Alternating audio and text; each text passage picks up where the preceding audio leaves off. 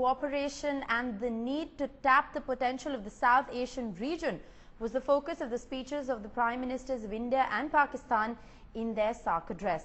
Modi spoke about business, greater integration and relaxed visa regimes. Nawaz Sharif also spoke about cooperation in various sectors including health, education, women empowerment. There were fears that the SAARC summit would be held hostage to terror talk by the two nations, but that did not happen. Pakistan sidestepped the issue by emphasizing on the need for a dispute-free South Asia. Modi, however, made a reference to the 26/11 attacks but spoke about cooperation to end the menace of terrorism. Today, as we remember the horror of the terror attack in Mumbai in 2008, we feel the endless pain of loss of lives. Let us work together to fulfill the pledge we have taken to combat terrorism and transnational crimes.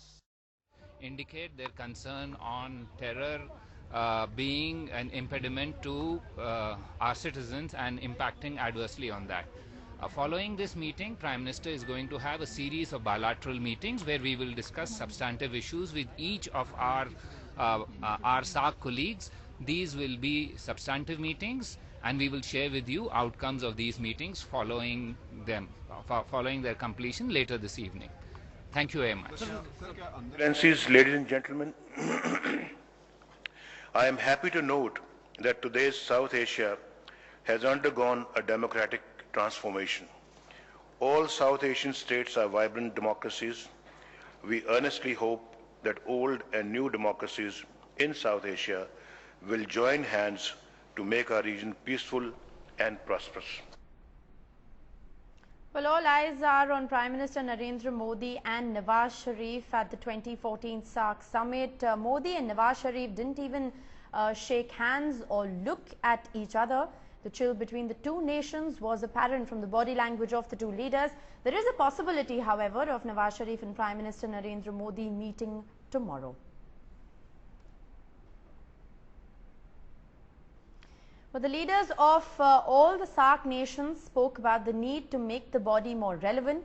Leaders in India and Pakistan ensured that the summit was not held hostage to the dispute between the two countries.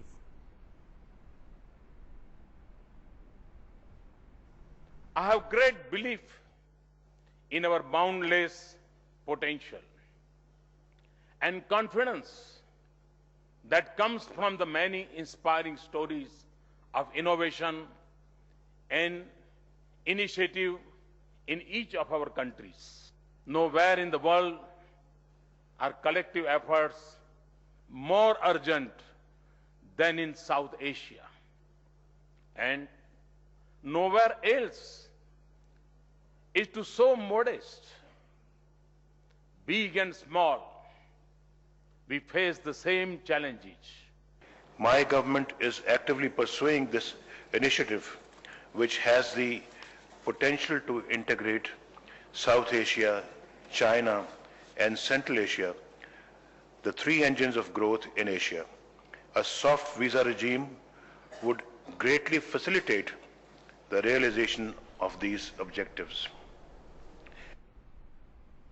Headlines today's editor Strategic Affairs Gaurav Sawant joins me live from Kathmandu for more on this story. Gaurav, while both India and Pakistan at this point in time making sure that the multilateral talks at SAARC are not held hostage by the animosity currently prevailing between New Delhi and Islamabad, all eyes are still on Prime Minister Narendra Modi and Nawaz Sharif if that informal meeting at all will happen, given the fact that the body language of the two leaders today, talks about, how cold relationships really are at this point in time. You're spot on there. The ties between India and Pakistan at an all-time low, given the fact that Government of India has made it very clear that Pakistan can either talk to Government of India or they can talk to the separatists. But at this point of time, what we are being told by our sources is that there are no formal talks at all likely between India and Pakistan, not even at the retreat. Should there be just a handshake or a smile or a gesture or a small pull aside, that is different, but there is absolutely no question of any structured dialogue, no preparations for any structured dialogue between India and Pakistan. At the same time, you had Prime Minister Narendra Modi speaking more like a regional statesman than just the Indian Prime Minister when he spoke of the need to take this entire region forward. And the initiative that India, being the largest country in this region, taking in that direction, whether it's infrastructure development or healthcare or a SAARC satellite, all initiatives very close to the Prime Minister's heart to take this entire region forward, not just India, but, energy cooperation between India and Nepal, energy cooperation with Bangladesh, trade with Sri Lanka, oil with Maldives, link up with Afghanistan. So very clearly, the Prime Minister's vision is to take this entire region forward along with India. Right. Rishika? Absolutely. Gaurav Sawant there pointing out that the relationship between India and Pakistan at this point in time at an all-time low. Modi, remember, is meeting heads of Bangladesh, Sri Lanka, Maldives, Afghanistan and Bhutan, and Pakistan, of course, conspicuously absent from Modi's bilateral meeting agenda.